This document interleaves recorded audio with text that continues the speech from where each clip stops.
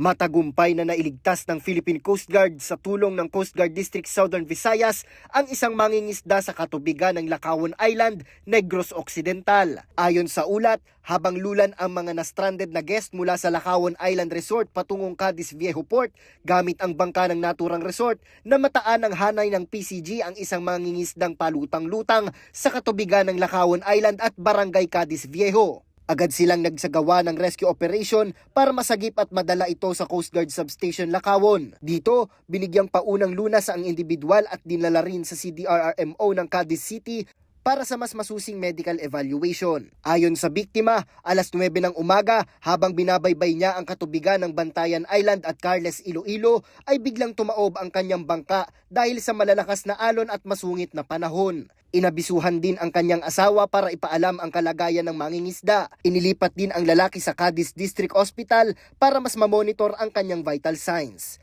Nauuna sa balitang totoo at laging bago. Japr Regala, alauna sa balita, Congress TV.